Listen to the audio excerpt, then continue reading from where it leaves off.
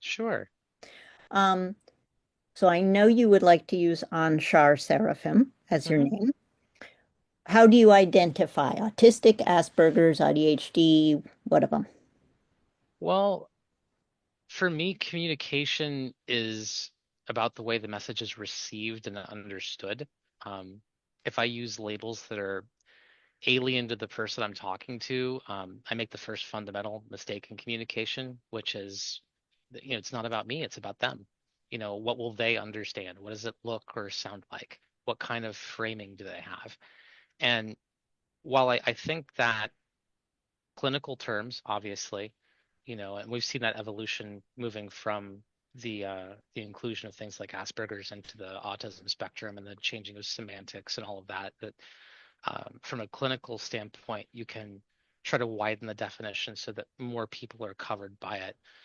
But I think one of the things that's different about autism in particular, especially for people who have some modicum of an ability to be able to socialize with others, is that getting a diagnosis, especially generationally speaking, um, because for me, I didn't get my diagnosis until I was 19. Average age of diagnosis now is 4. So for me, that decade and a half where I didn't understand why I was so different from everyone, people who had that lived experience, getting a diagnosis feels like a triumph because there's a name for it.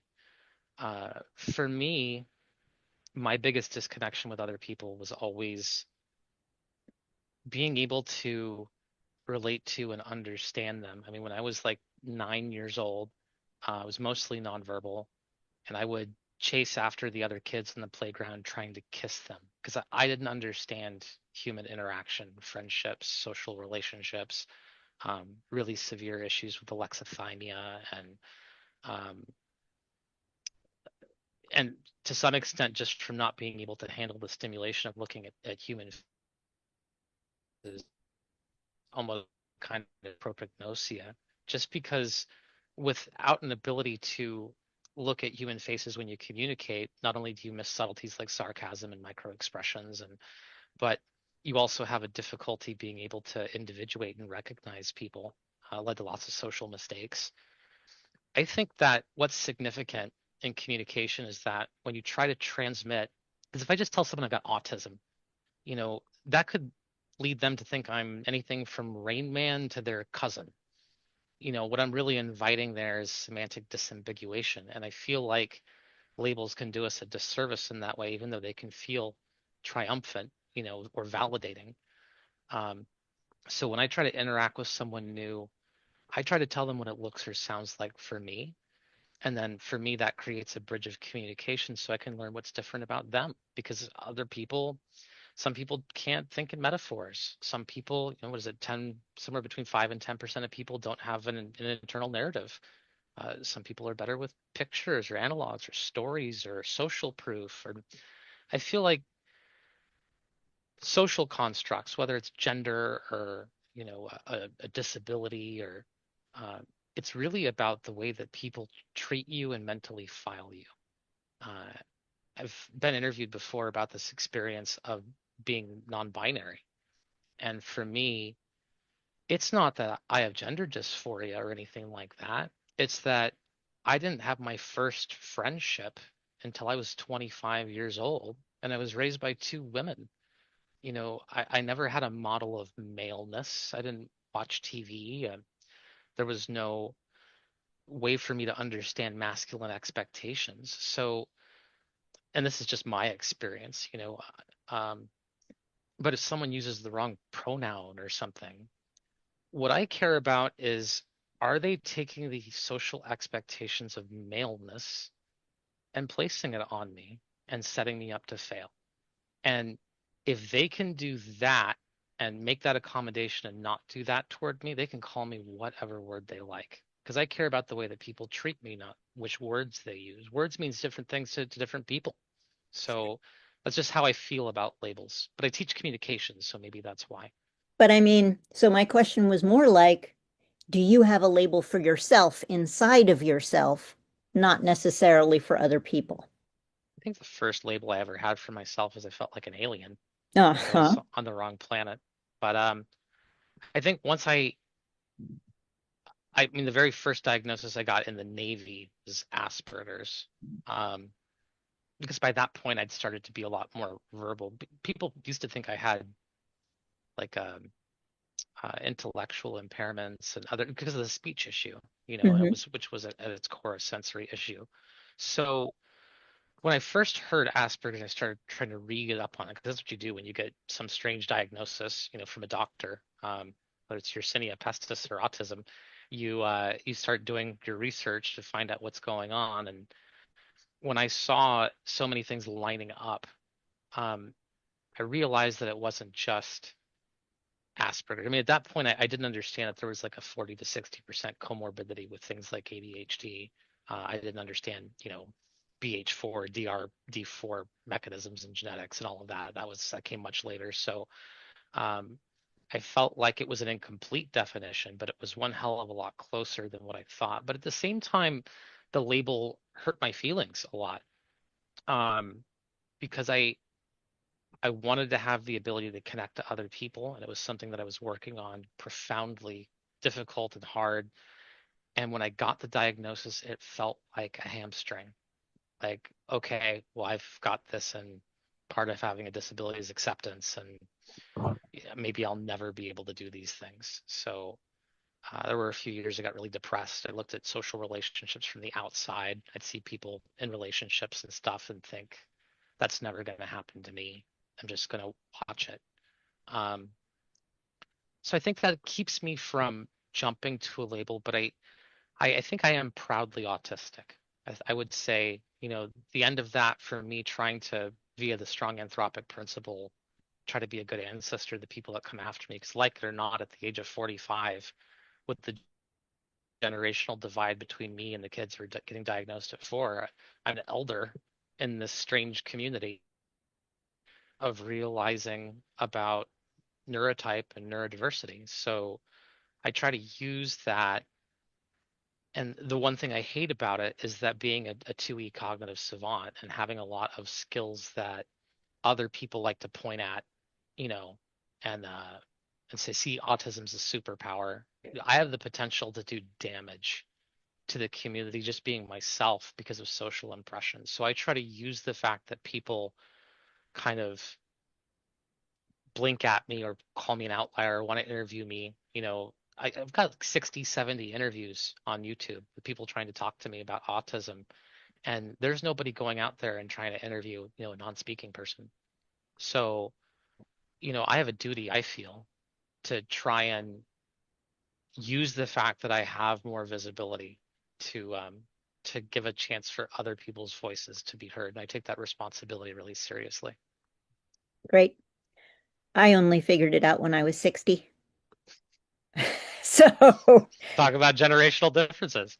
yeah, yeah. So my entire life experience is somewhat different from anybody. My son was diagnosed at 4, and his experience was very traumatic by being othered from a very early age, whereas I was not othered unless I failed to meet the expectations that were put on me, which were rather painful because I'm also 2E. Yeah, I feel like there's that extra layer of gender constructs there too. One of the Hmm. confounding variables in autism diagnosis and people who present as female is all of the cultural and social pressure there is to be so performative, you know. Hmm. And there are unique challenges like presenting as male. Women will come up to me and touch me without my permission to say hello. There are things that don't go in both directions. But when you think about all of the things that culturally we try to force women to do, it's just such a crazy layer. It's essentially all women are forced to mask who they are. And so, when you get something that causes neurocognitive difference, it becomes that much more difficult to identify it and quantify and diagnose. At least that's my opinion. Hmm. Do you like the term special interests? I think it could be one of those terms that people could pathologize, Hmm. you know. Like when I was growing up, I had the special kids, Right. special education. Um, I don't feel like special ever made me feel very special. Um, when I was writing my paper for, because I was lucky enough to speak at the United Nations Autism Awareness event, um, I described it like being born in the cold and then you find a place in the sun. It's what it's like for me. That you feel everything's disconnected and then there's something that catches your interest and it just transfixes you. And it's a whole body experience. When you're two, it's somatic too. You have a completely different level of engagement because it's something that actually flows freely instead of something that needs to be attenuated. Um, I think I liken the sensory and information experience a lot of the time to interviews and stuff, of likening it to having to turn the radio down to park, but the volume knob is gone. Um, and that's just when you find that thing that lets you just be yourself and lean into that. Maybe the fact that those moments are so rare is the real problem, and it's that moment of relief. But that's how it feels to me. It's a relief. It's a relief to not have to throttle myself. It's a relief to use the way that I think in a way that actually makes sense to me, and I can actually apply it to a domain or a subject. Um, feel like I've walk around the world with a whole bunch of weights tied to me, unable to do certain things because people find it to be a social burden. The way that I communicate is a social burden. The way that I act in social situations can be a social burden to people. And when I get into those special venues of interest, I can just set all of that down and focus on something else. It's freeing. Right. It's like the hyperfocus space, the flow feels like everything becomes in concert. Right. Monotropic flow state. Hmm.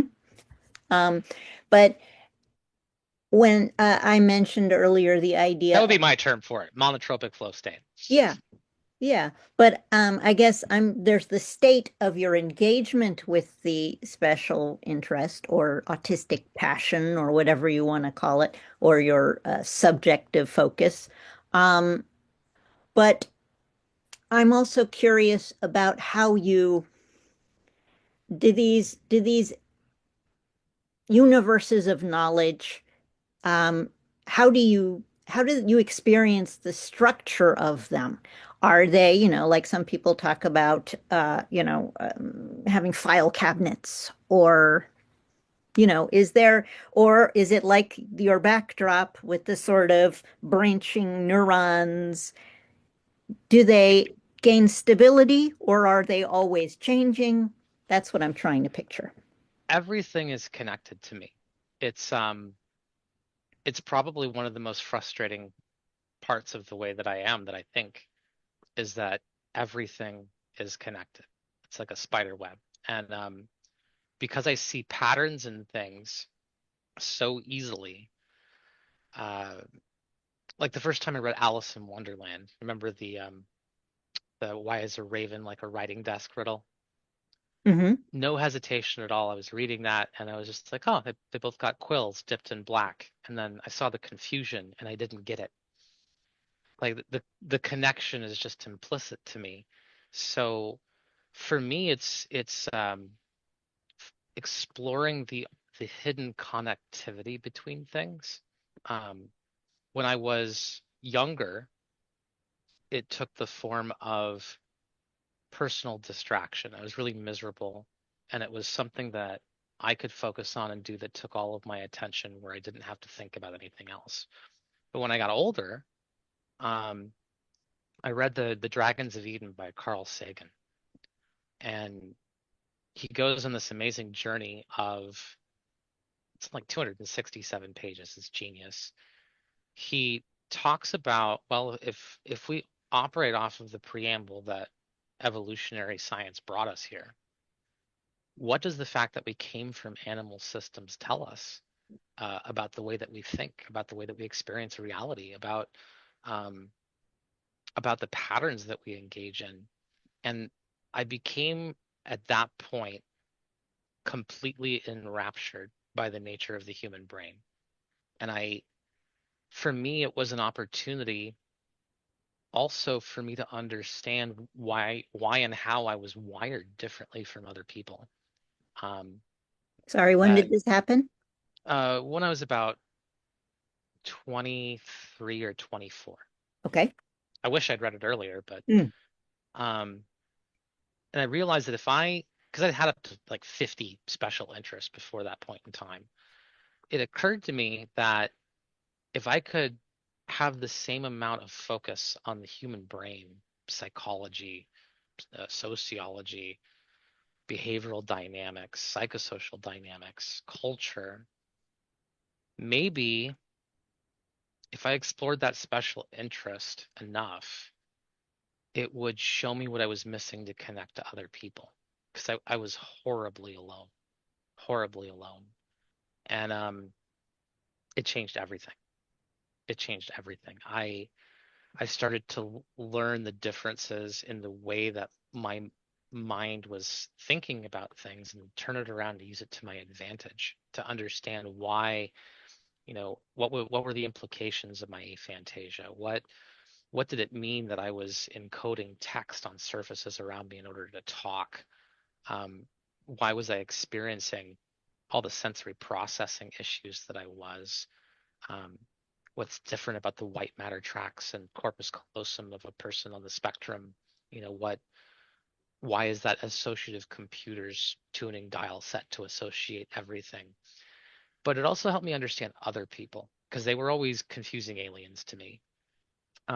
Understanding why other people were different not only helped me understand myself, but it helped me connect with them. And that's why I ended up when I was 25 getting my very first friend because I learned that and it was a lot of work. I took like 10,000 ridiculous pictures of my face, figure out what my face should look like for different facial expressions so I could feel, I have the muscle memory. I had to play with the octave of my own voice. I'm a baritone, but I have to speak up here because I didn't realize it, but my own voice was giving me sensory issues. It was one of the reasons I couldn't talk. Um, that process of exploration not only taught me so much about other people, but it taught me so much about myself, and it gave me a lot of epistemic humility when I started to move into other topics that I wanted to learn about because I realized that so much of the problems that I had had before could have been fixed with better understanding, but I didn't know what I didn't know. And having that framework going forward has really informed the way that I chase the rest of my passions.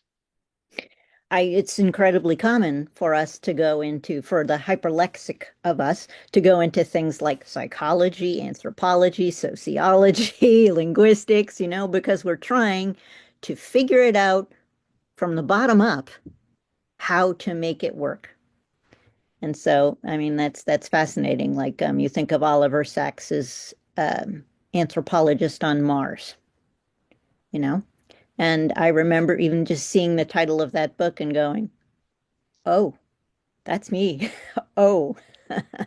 Um, Lisa Feldman Barrett too was really big for me, understanding that people physically experience emotions differently even when they use the same word. That was a big insight for me. so what were some of your very first special interests as a little kid? Some of the ones that really, maybe even ones that have lasted. I had an early fascination with words. I Mhm. loved understanding where words came from, philology. I loved understanding uh, the etiology of words. Why do they change the way that they do? I would learn things um, like the population concentration in Southeast Asia is so dense that you can go 40 kilometers and hear a change in accent. Like just little things like that really fascinated me, not just about words themselves and semantics, but also linguistics. But that also hurt me. And it hurt me because I didn't realize that the context window of most native speakers' language is actually fairly narrow. So when I started trying to talk to people, um, and I started using these big words because I liked the way that they sounded, or I didn't realize that you could use a small word that only had a couple of syllables or three syllables in it and completely confuse someone. I didn't have any cultural social context to know what parts of the English language people knew or didn't. So I did a lot of stumbling, you know, because what a two-syllable word like a dust. A lot of people don't know what a dust means. Um, you know, use if you use too colorful a language, people assume you're being condescending. You accidentally drop the word verisimilitude, then all of a sudden you're a jerk. I didn't understand all of those silent rules, so my wanton lexicanicism ended up punishing me a little bit. But it was definitely a huge special interest, and it still is. And do you have any collections related to your special interests? Well, for me, when I collect information, I used to collect books and stuff, but it was really counterintuitive for me because I don't really forget anything I read. Um, I haven't even taken chemistry since like ninth grade, and I still remember my entire periodic table. So um, I realized that I was just surrounding myself with reminders of something that was important to me for security. And I didn't feel like that was a good reflection of the person I was trying to engineer myself to be. So I let that go. Um, I would say that the collection is in my mind palace, so to speak. So do you have a mind palace? I mean, Oh like yeah, classic mind palace? absolutely, absolutely. And Moonwalk Einstein mind palace, 100%. and does your mind palace based on an architecture, a real world architecture? I mean, maybe if you're into MC Escher or um, for me, it's kind of like concentric spirals and gyroscopic rings with text and symbol encoded on them. But you said you have aphantasia. Right. Does that mean you are experiencing these spirals not as a visual thing?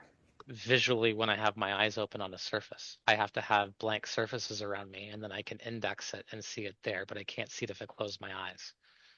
Okay, all right.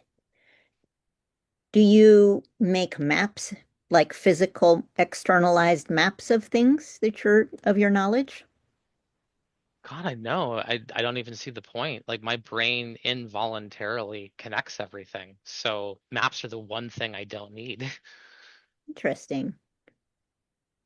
Like you would say refrigerator magnet, and then Mhm. from that I go to dipoles and then magnets and then uh, Gaussian interactions. That goes into interplanetary magnetohydrodynamics, which brings me into stellar criticality with liquid metallic hydrogen, which turns me into the different life cycles of stars based on their fusion profile, which takes me to proton-proton chains, which takes me to Who Wants to Be a Millionaire.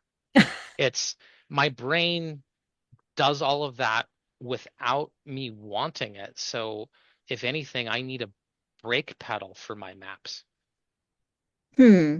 I mean, I am obsessed with maps and mind mapping and making things because they stabilize things temporarily. You know, they create a state that feels like it's not constantly moving and branching, like I can constrain the thing to create a framework that feels stable. Do you, I you? used to do a lot of vestibular self-stimulation with rocking, Mm-hmm. and once I started encoding text on surfaces, and I can speed it up and slow down how fast it scrolls, that brings me comfort. So I've learned to regulate my thoughts that way. The one thing I can't do is that I have a few different kinds of synesthesia, and I have to be really careful with numbers because numbers create involuntary mental images of shapes and colors for me.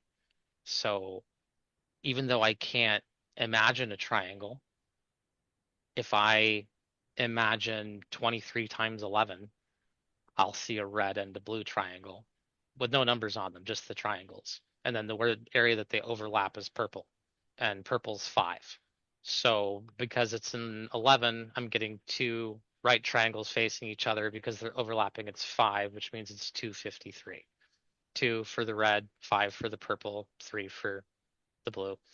And so when I look at that, that automatically tells me what the answer is. I don't need to think about it. But it happens involuntarily. It was one of the things that was a really big challenge for me with driving, because I didn't get my driver's license till I was 37.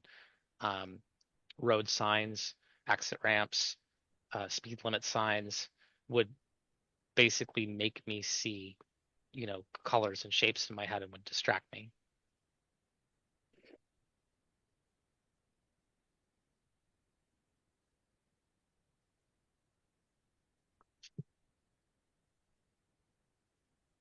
Do you do you feel that this is identity or your sense of self? How does that relate to your special interests? Um, I think that one of the things that I've gotten the ability to do from having my special interests start with the brain in the way that they did is I got to examine my own biases, my own belief systems. Um, I got to understand human culture better. Um, I realized that I could be my own engineer and decide what kind of traits do I want to have. Um, Being a person who's very intensely internal and cognitive, I think one of the freeing things I learned in psychology is that some people don't have an internal narrative, and that all of the stuff that goes on in my head doesn't have to necessarily be part of my identity. That it's what I choose to do on a regular basis, my behavior, that that's the horse pulling the cart. And everything else going on in my head is my way of processing it.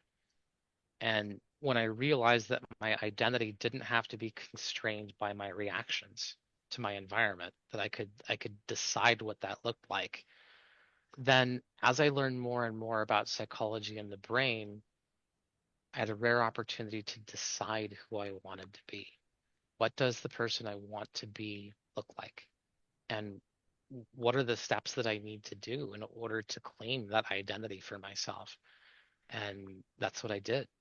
So I have an intense sense of personal identity and pride tied to my passions, but I would say that it was the execution of them and maybe the unique subject matter of them that led them to that identity in the way that they did. But the way that I think is definitely part of my identity. Um, I love impossible problems. I love I love people telling me that something can't be done. Um, because what I've found is that 99% of the time, a problem only seems impossible because of framing bias, or because a person decided to forget that we got to as far as we did in science by making observations before we started studying formulas from the people who came from us before. That there's a certain point in academia at which being forced to rehearse a bunch of steps for the things that other people have proven to be true can be damaging, because it doesn't give us the opportunity to create our own interpretation and observation and then try to verify that information we just accepted as truth. And that's, funnily enough, completely, against the scientific method. Um, I I wrote a paper on education. I was interviewed about it. All the things that we're doing wrong in education right now. And the problem is right now that we don't reward people for thinking differently. There's a huge movement of trying to create this production grade educational process, and you can't measure a brain like mine with a multiple choice test. If you tell me, oh, you know, what's the reaction that powers a star? and you give me, A, electrical, B, catalytic, C, kinetic, D, fusion, I'll pick kinetic because the proton activation change, overcoming Coulomb quantum tunneling force, all of these are kinetic reactions. Protostars, which you would classify as stars, uh, do not have fusion reaction yet, which means kinetic is the better answer, and is primarily responsible for the chain of the reaction that actually generates the energy, whereas fusion is the byproduct. But on that multiple choice question, I get it wrong. Hmm. So if I'm in a system that essentially says, think like the professor does, or you fail, I will fail. And so what I found is I had to become an autodidact. I had to teach myself. I wanted to learn something. I had to teach it my way to myself because the way that other people learn doesn't work for me. I learn by challenging information, by challenging assumptions. And when you do that with people who believe they know what they're talking about, well, everyone knows what happened to Socrates. So there's a problem with questioning people's assumptions. Even when they teach you a system where they want you to, they don't say, don't do it to me though. And you have to say that to an autistic person or they will. Hmm. Hmm. I think, and this is, I shouldn't be talking about me, but I relate to this so much. I think that I learned to mask very early, and the first thing I learned was give them the answer they want to hear. Figure out what they want and give it to them.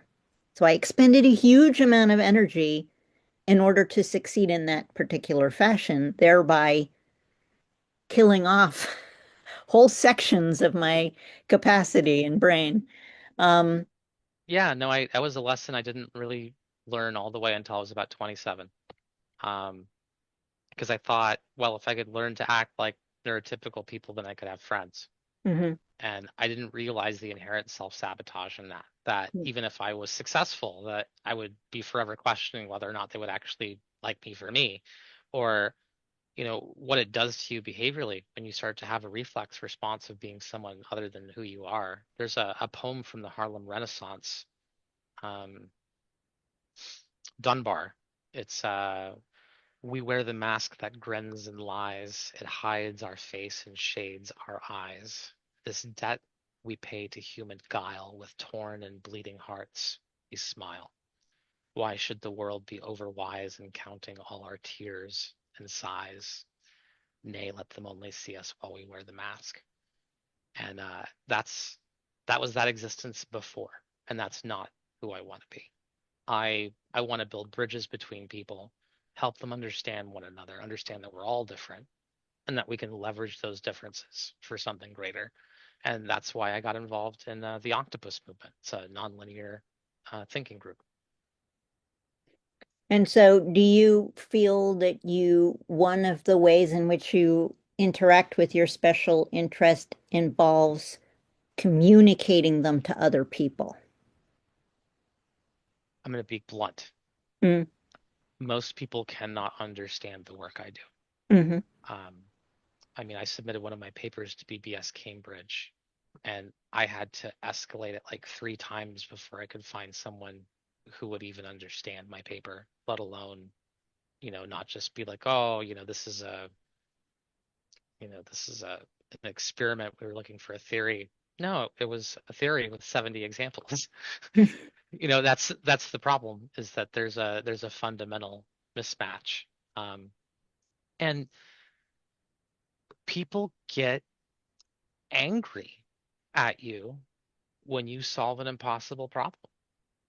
If if I say I have a solution approach to the three body problem, you know, all academia should be skeptical, right? You, Hmm. show us the provenance, walk us through it, but that's not what happens. What happens is, oh, you think that you solved the problem that's 50 years old. You must be an idiot or so full of yourself to think that you're doing, you're sidestepping all these problems that someone else has. Even getting someone to look at your ideas, let alone comprehend them, um, is an exercise in futility most of the time. And there's an irony because let's say, for the sake of argument, um, you have a neurotypical person, 100 to 105 IQ. Trust me, I know IQ is specious. Just bear with me. Hmm. Um, to that person, there's not a lot of difference between a person who's 135 and 190. Hmm. Either way, they go into that conversation and they're like, "Oh, wow, you're smart." And then that's cool. That's really cool. Oh, you're interested in that. That's really neat. Tell me more about that. But if you happen to be that person who's on that high end and you're talking to that person who's at a 135 or whatever, they're used to being the smartest person in every room that they go in. It's become part of their identity. In Hmm. fact, if they have other things in their life they're not good at, they've probably told themselves over and over again, well, I'm smarter than them. And the problem is that when you go to share with that person, the person who might actually be able to understand you, the first reaction is positive because their framework has to positively recognize you for having a trait that they themselves are patting themselves on the back for. But if you do it better than them, if over a weekend, let's say, you solved a problem that they haven't been able to solve for 10 years, then that means that you must be a liar or something's wrong with you. Or they'll look for some type of hole in your morality because there is a human need to be able to resurface the ego, stay buoyant so that you can have self-assurance. Um, and that mechanism ends up making me not get along with intellectual people a lot of the time because there is it's probably because of the cultural divide, because we don't place as much emphasis and value on academia and intelligence and those kinds of accomplishments. Look at how underpaid teachers are. You can't say that we have a cultural value of educating, right? A lot of people get out of college and they're so glad they have the piece of paper and that it's over. Um, if you have a culture like that, those people who are intelligent, they're already going to be resented. Hmm. And then that means that you're going to be creating a systemic problem with them when they have to be able to accept that quality in other people too. And it happens a lot more often than I'd like to admit. Makes me think of that The Man Who Saw Infinity movie. It was a Yes. simplification, but it was a very simplified, user-friendly illustration of the ego of sort of traditional knowledge versus the kind of non-heuristic, alternate heuristics that might happen in a different kind of a brain. Um, would you say that your special interests have a relationship to emotions? Um, if I have ideas that are stuck in my head and I don't get them down, I won't be able to sleep. If I see connections in people's behavior that they don't understand yet, and it's causing them to mistreat me, but they don't realize the things that they don't know, I have feelings about that. You know, one of the problems is that recognizing and being able to predict behavior doesn't stop it from happening. You can understand all of the psychosocial and emotional dynamics that are going on in a bully and understand that they're abused and understand that they're having an insufficiency complex and an external locus of identity and that they're uh, trying to suppress other people so that they can have a sense of self and um, you can see all of the things that are going on with them. But if they don't see it, you know, it's given me a little bit of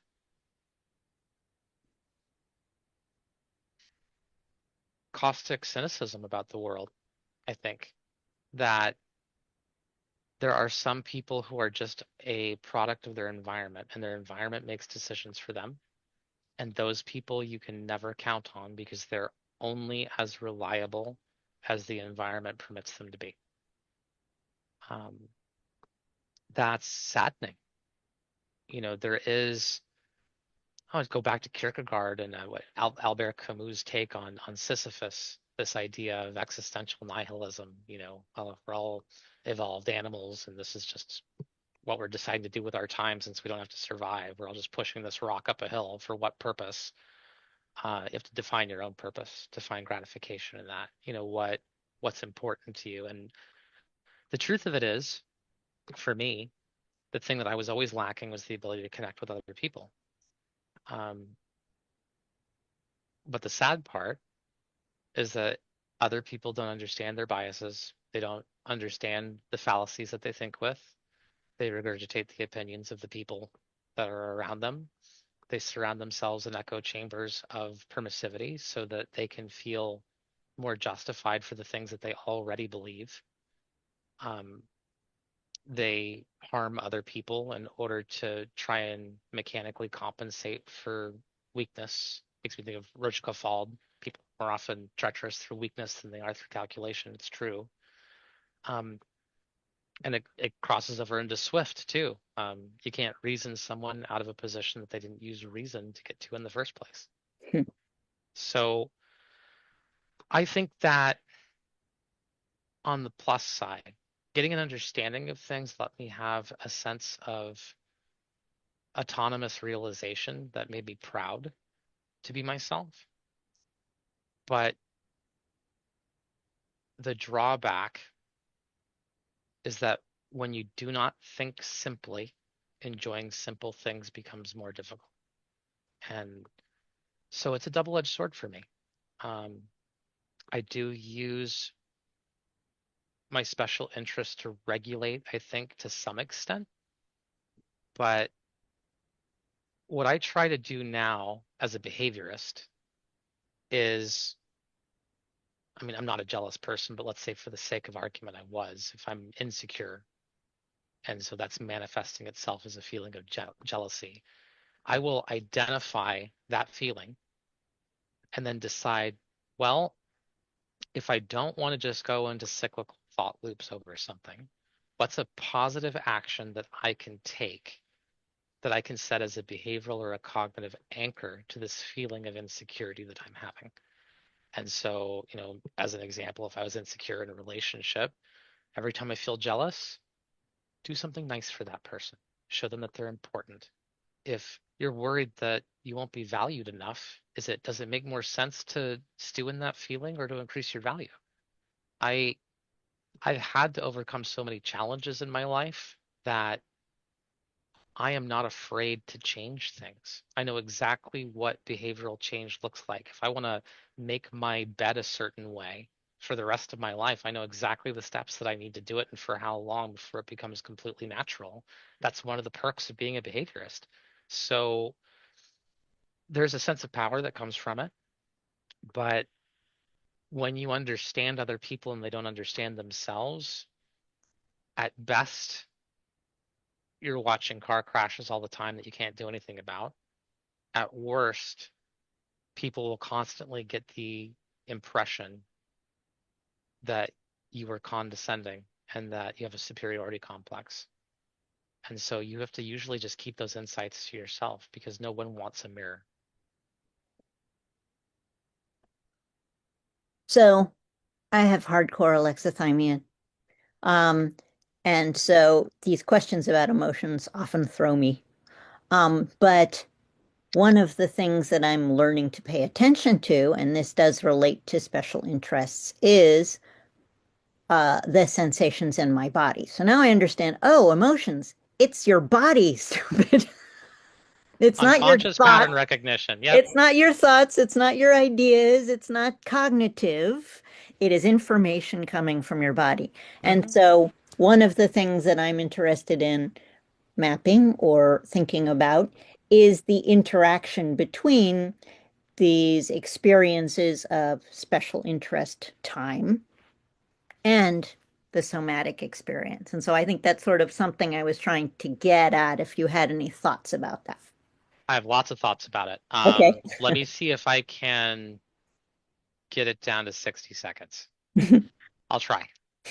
Um, I developed a neurocognitive mapping profile that uses fMRI voxel parcellation aggregate data with Bayesian priors from likelihood ratios, and I've used it in a connectomic matrix for the brain based off of Bruner's topology and cytoarchitectonics. And using that with an advanced reasoning system, I've been able to localize where transfers between the executive main line of functioning in the brain can transfer themselves laterally to the somatosensory cortex, and why that happens in people with white matter tracts that develop differentially. And if you're interested in any of that research, I can share it. I would love to see it. How Sure. does it affect your moment-to-moment lived experience? When you understand the mechanism, um, because one of the things I get asked as an autistic savant all the time is about the telepathy tapes and all of that. Hmm. People just, oh, have you ever heard of the telepathy tapes? That's the second thing they say to me. Um, my opinion is that the ability to perform pattern recognition and have it be felt in the body is a unilateral human experience. But that for us, with sensory differences, the attenuation of that is different. And you can see that clearly demonstrated in unconscious physiological interactions, like in PTSD, for example. Person sees a pattern, they don't even need to recognize the pattern, right? Something could be going on that feels familiar to the brain and cause them to have a complete sensation in the body without them even knowing why. And pattern recognition from that perspective is is almost kind of triggered autonomically. It goes through the subcortical, threat salience, amygdala, um, basal ganglia. It's very primitive, and it's there to protect you, right? Because the way that the human memory system works with the hippocampus, a lion chases you up a tree, your brain wants to remember that as a mammal because it means that that information might be useful to you later on to save your ass. The problem is that when you move from the domain of mammals into human civilization, that results in us having one eye open at 2:30 in the morning thinking about that job interview that didn't go well 15 years ago. Hmm. The brain latches on to negative experiences, and then positivity is lost. It's far less granular. It's almost like negative experiences are recorded with a high-speed camera. And the problem I feel with purely somatic cognition is that the pattern recognition is 100% accurate, but the decision making that's connected to it is not only affected by neuroaffective primacy and can be distorted or be distorted by belief systems, but because it's not surface consciously, it also can lead to a framing bias as to why something's happening. Seeing a familiar pattern does not necessarily mean that it's a good thing or a bad thing. Um, and getting that sense of familiarity from pattern recognition, I feel like the way to do it, and this is just my strategy, is I let my somatic cognition trip off like radar, and then I'm going to put the spotlight of my cognitive onto it to see if I can understand the relationship. And when I use it that way, it becomes a more granular way of zooming in on what's happening with my brain and my body. Whereas before, it doesn't matter if you're the head of the FAA and you know that flying is the safest way to travel. If you're on a plane and it crashes, what is going to happen to your body with pattern recognition when you go to step foot on a plane again? You're going to have a response. And to make that response synonymous with truth, that can be a problem. Um, just because it can cause us to overreact. It can cause us to distort our thinking. It can cause us to distort our truth. We'll think that we're psychic or that we get impressions, and maybe those impressions are valid because they're pattern recognition, but that doesn't let you air out the why, Hmm. and that can create some problems. And coping mechanisms exist because they work. and they work consistently. If you're damaged badly in a relationship and you let yourself get close to someone, you could convince yourself that you need to not let yourself get close to people. That's going to work. You're not going to get hurt, but you're also never going to get to experience the joys of connection. I feel like the problem with somatic cognition is that it works. And that means that it can be easy for people to just think of that as its own fully functional source of truth. Is joy an emotion? And is autistic joy a particular kind of emotion that you think neurotypicals don't experience? Joy is a word. Okay. You and I could both point at the same red flower our entire lives and see completely different colors and Hmm. call it the word red. We'd have different numbers of cones and rods in our eyes, different numbers of neurons in our occipital. One of us could be colorblind, the other not. We'll both point at that same reference and call it red. But one of the things I learned from Lisa Feldman Barrett is that just because we're using the same word doesn't mean that the experience is even relatable. It could be completely alien. The joy that I feel from decomposing a system or coming up with a new rubric or an associative reasoning system or solving a problem, to equate that with the joy that someone feels from holding their firstborn child for the first time and to use the same word. We're just mammals making sounds at each other and then trying to note the patterns. I mean, that's all language is. And I mean, it's soul food, and we've made gourmet food out of it, and that's great. But how many arguments, how many fights are really just allegories for Jonathan Swift with people breaking the egg on other sides of the same egg? It's there's some real problems there, and that's one of the things that I love so much about interacting with people is that a person could be a complete jerk, have all kinds of psychological, be a clinical narcissist even. Um, all of their ideas could be ignorant, but one idea or one thing that that person knows could change your life. People do not exist in binary states of right and wrong. And there's always something that you have the ability to learn from.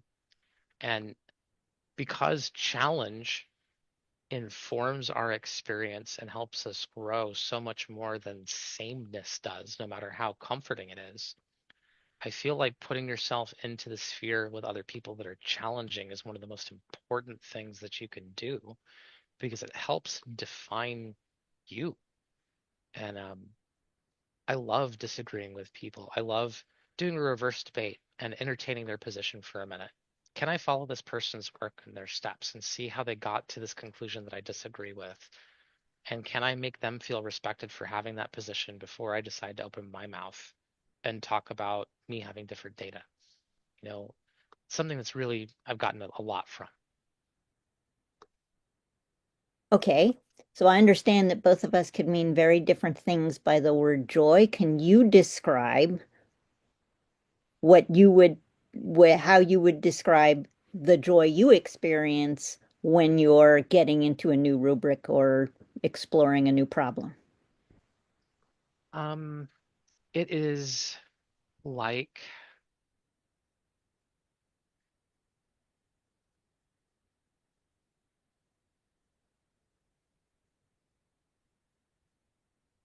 the first bite you take of a food you didn't know that you liked yet, and then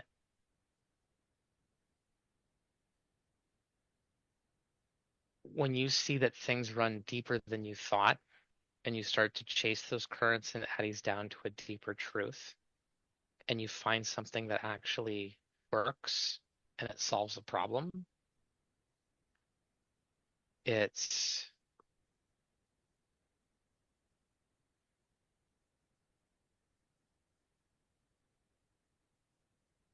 getting a compliment with no context from a stranger that you know is true because someone else said it without knowing the context. In Navajo culture, they have a term, and I'm going to mispronounce it, hojo, which is like harmony. I would you say that there's an experience of harmony?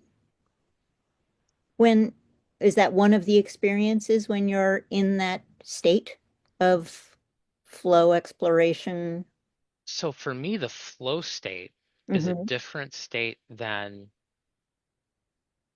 breaking past the boundaries or the plateaus.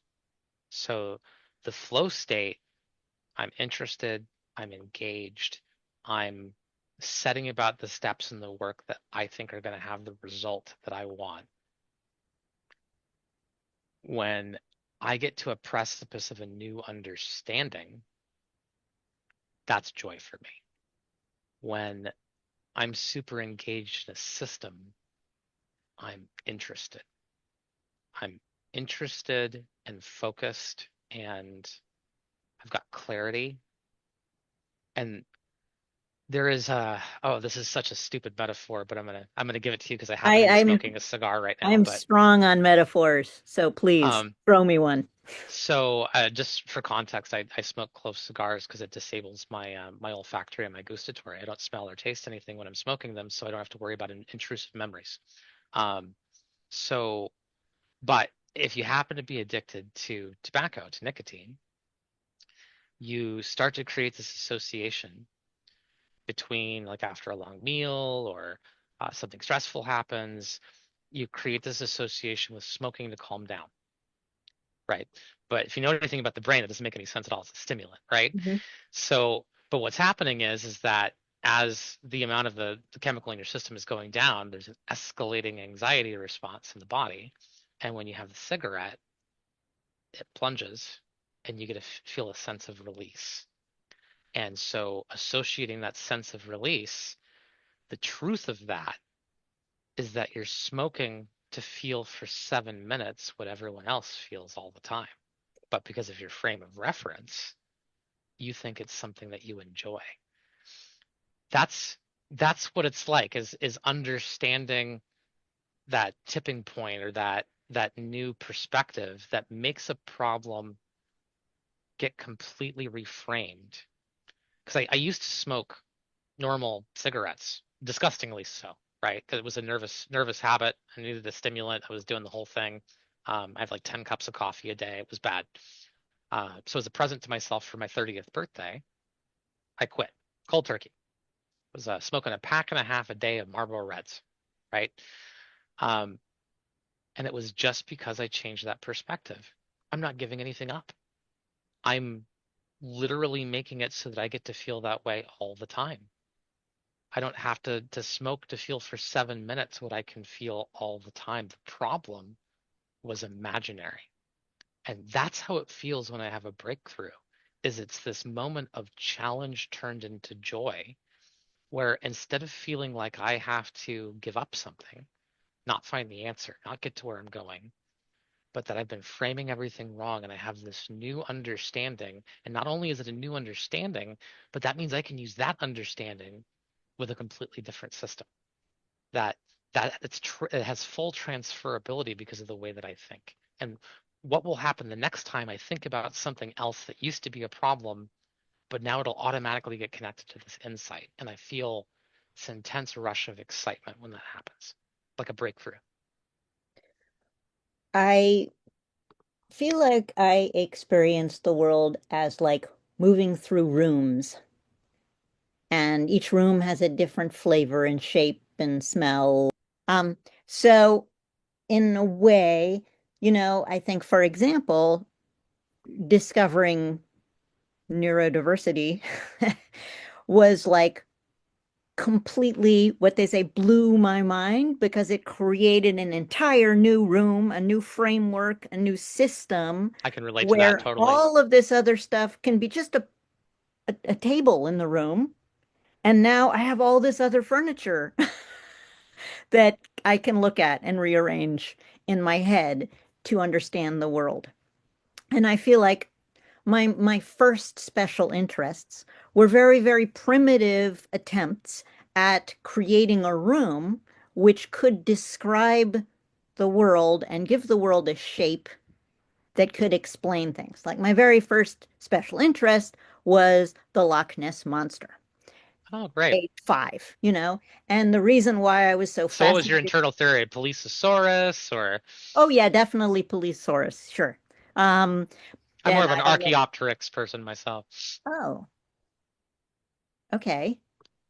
But the reason why I was so obsessed with this thing was something I couldn't express, which was that I felt like I was unique and no one could really see me.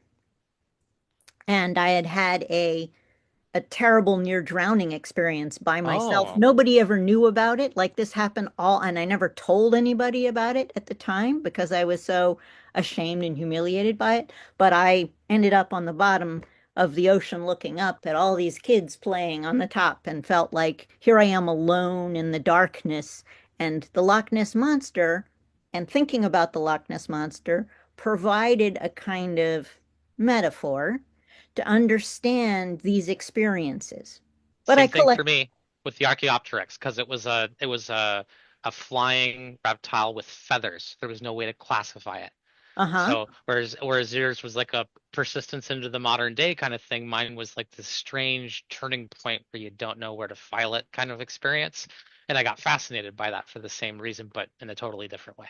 But I mean, so, and in since, I mean, I don't think that my special interests go quite into the level that yours do, but I have understood that my special interests are often a way to figure out a problem I need to frame that often has to do with trying to understand why I think the way I do and why I don't understand why other people think the way they do and why is this happening and how can I frame it so it makes any sense at all? Yeah, it's so funny because that kind of cognitive friction happens with everybody.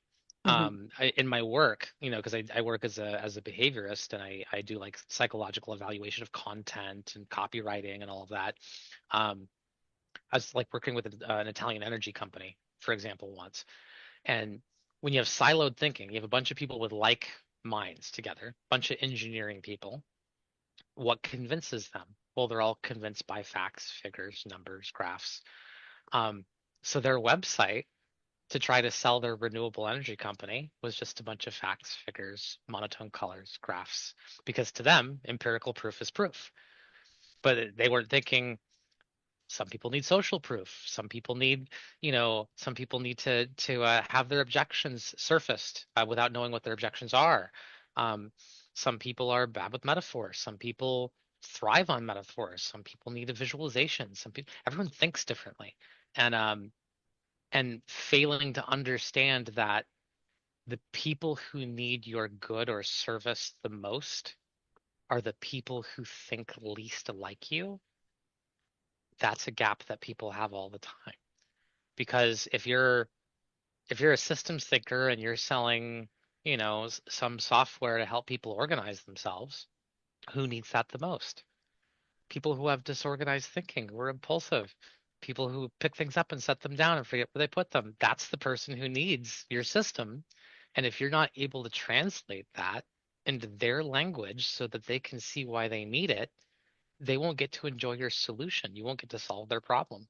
And so helping people connect and align their communications and their systems, it's one of the things I really enjoy because you get that moment of anagnorisis when you're dealing with them where they're like, oh yeah, the people who are least like me need what I do the most. That makes perfect sense. Oh my God, all of this, and all of a sudden, all the stuff you were trying to tell them, they're telling themselves, why did I do this? Why did I do that? Oh, I should have put a face here. I have no human faces on my entire website. What am I doing? And all the stuff you were trying to say for the last hour, all of a sudden it gets filed correctly. And they see that what they're doing behaviorally is completely at ends with what they're trying to accomplish. Getting to let other people have those light bulb moments, I get a lot of joy from that. It's one of the few things I really genuinely enjoy when I'm doing consulting and stuff like that. Because usually people are entrenched in the systems that they are because they've worked for them. And they have to get out of that mindset. And that's hard, right? It's just as hard as my own journey of having to deal with challenges in my own mindset. So being able to share that with other people, that brings me a lot of joy. I feel like as neurodivergent people, we spend a lot of our time trying to translate. We're code switching from our brain, the way our brain naturally works and our autistic culture that we bring with us with these brains. And we have to translate ourselves for the understanding of people who don't think the way we do. I reversed the equation, right? Because I wanted to study psychology as a person who was not neuronormative. So I had to develop a completely different system of understanding what to other people is part intuitive experience. It's not, oh, that's why I do that. It's, oh, that's why they do that. And so my So perspective, decipherment. right, right. Mhm. So that whole code switching and translation layer, I made that part of what I do because uniquely, if you do have the ability to understand people from an alien system, then that means that you have a completely different way of explaining why people are the way that they are without being stuck inside the bias of being inside of it. You're not in the fishbowl, you're outside of it. So your way of circling the topic will be a completely different perspective than the modalities that people have been locked into before that. They get the benefit of an outside perspective. So I've learned to turn that into my secret superpower, Hmm. really. Hmm. Um,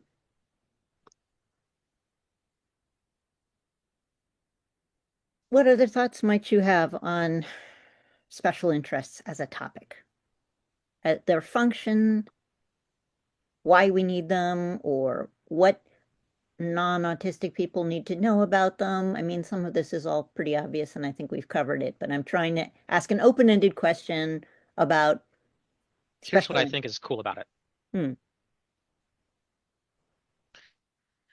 If you're curious how to connect with a neurodivergent person, if you're reading or listening to this narrative and you feel disconnected from them, maybe you're a parent, maybe you're a friend trying to better understand your friend, maybe you're a partner trying to better understand your partner.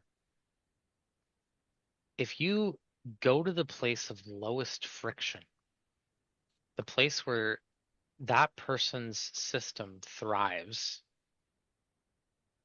then you can sidestep a lot of the problems that you might be having in other domains and have a chance to see how a person performs, acts, communicates, thinks, and feels in a different context. Because I teach when I teach communication, I teach people MBTI, and that's as a person who studies psychology, right? I know 78% of people longitudinally who take it get a different answer. 6 minutes was literally written by two statisticians who didn't know the first thing about.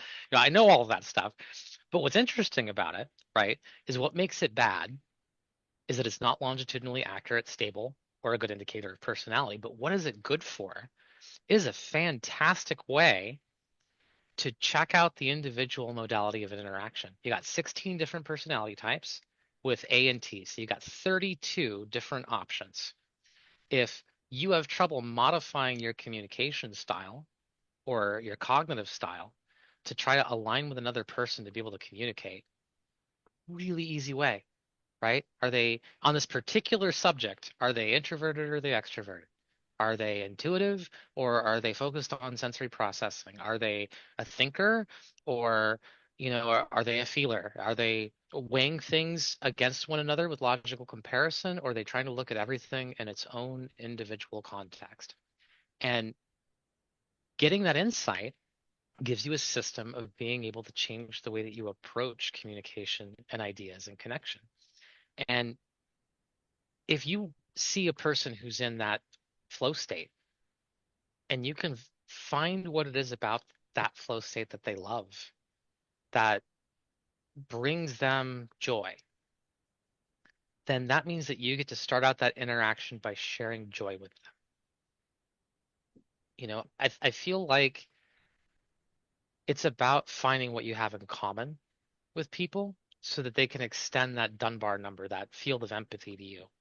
And give you a relational context so that you have a place to start from. And as a deep thinker, I know that the Sonder of meeting someone new, that no matter what we disagree on, that both myself and that person have survived our lives till right now.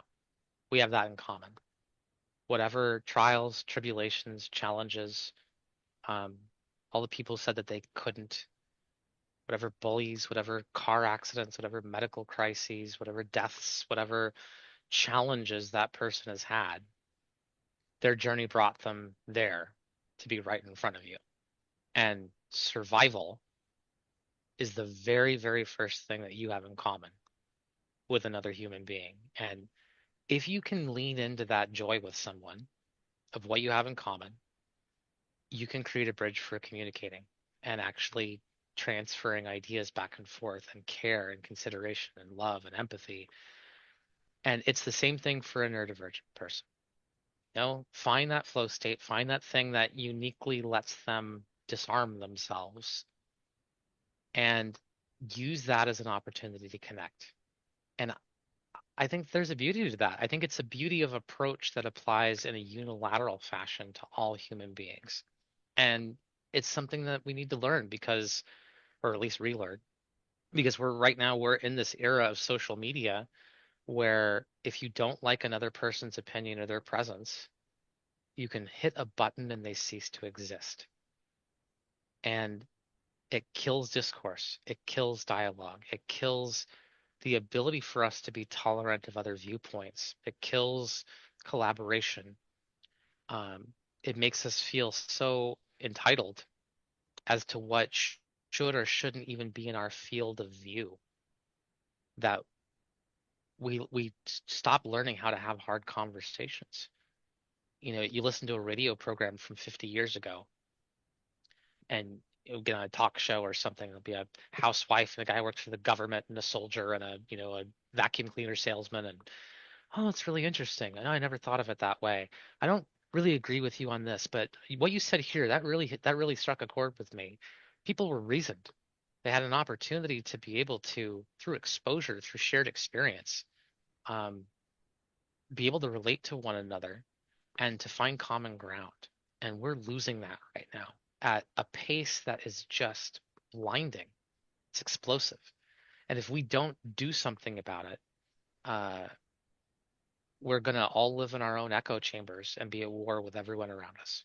And it is the one true lesson that I have learned from studying communication and psychology this entire time and the brain to know that a threat response warps your cognition, literally, neuroaffective primacy. I'm feeling fear or anger, and not only will my thoughts be warped, but I won't know that they're warped. Knowing that about yourself gives you a level of humility. And I think that people on the spectrum that I've had the good graces to be able to talk to who have gone through that experience of having a meltdown in public. I mean, I'm a grown ass person and I've had a meltdown in a supermarket before.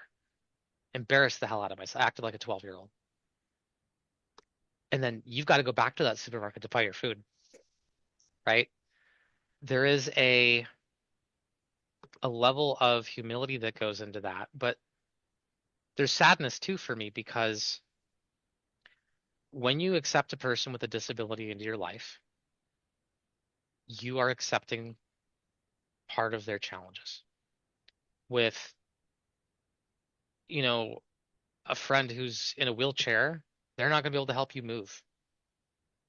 You're going to have to think really carefully about the places that you pick to meet up and which restaurants you're going to get to go to. There are going to be things that you don't get to do because you have got to have that person in your life. And for parents, especially like the parents of kids on the spectrum or who have problems or difficulties with things, there is a very real amount of frustration and energy and patience that has to go into that. And we need to validate the fact that they're feeling those things and simply remind them that the child is not the right person to point it at. It's perfectly valid to have the experience. That's just the wrong target. And the problem is that when you're neurodivergent and you interact with people, that your symptoms will always be taken as character traits. If if your language comes across as condescending, you're condescending. If you reciprocate to try to be empathetic by talking about your own feelings and how you can see a pattern coherence between what the other person is saying, you're interrupting them talking, sharing with you to talk about yourself. You're self-involved. If you're super into a system, you're a nerd. It's there's social judgment. And we do this for so many different reasons. The problem is that 100 years ago and now we didn't use failure to sell ourselves things. You know, we used to just be a needs-based economy, and then we went through, Edward Bernays worked his magic and made us all into, buy the cream or people won't like you. You don't want to smell bad. Here, do this, do that. If you don't get this system, you're not going to achieve success. Everyone's terrified of failure. And but the truth of it is if you watch a child learning to walk, you smile to yourself when they stumble because you know what's at the end of that process. And then we go through this liminal phase and move into adulthood, and suddenly failure is something to be denigrated and ashamed of. And you have to hide it. You have to put your best face forward on LinkedIn. Everyone's got to think that you're a consummate professional with a ton of clients, even if you don't have them. And everyone forgets that no person acquired a skill without failing to acquire it. We even put F in our grading system. And then we do all of that. We use failure to sell everyone products. And then we wonder why everyone has a self-esteem complex and we can't get along. There's a fundamental cognitive dissonance there. And it's sometimes I feel like an alien anthropologist just watching these strange people just causing their own problems. And I watched the education system. Oh, we can't change anything. Oh, COVID, it's an emergency. Snap our fingers, change everything. But 54% of Americans reading at a sixth to eighth grade level, that's not an emergency. We don't need to snap our fingers for that. People think and do completely different things. Oh, a butterfly effect. Yeah, something small I do could just have an unforeseen, crazy impact on the future. But that problem's too big. I can't do anything about that. I don't matter enough. My small actions don't matter. You could believe both of these things at the same time, and you just see it, and because they can't see it, you have to be patient with them. And so I'm in this ironic place of being the kind of person who, through no fault of my own, I have symptoms that make me frustrating. It is frustrating to have a message conversation with me. My brain goes too fast. It is frustrating to have a conversation with me. I talk too much. My ideas are connected to too many things. It's it's frustrating to have a friend who's got ADHD and forgets your birthday. And it is easy to make those things that person's fault. It's okay to be frustrated, but who are you pointing it at and why? Is it that they made you feel something and now you need to make them feel it too? Reverse empathy style? Is it the right target? I feel like these are some basic questions that we just don't ask ourselves anymore. And it makes me really sad. So I think that neurodivergent people have a lot of insight, that really people with challenges who've overcome challenges have a lot of insight to be able to share with the rest of the world. And, you know, one of the things about people that are beautiful or have social advantages is that things come easier to them in life. They don't have as much challenge.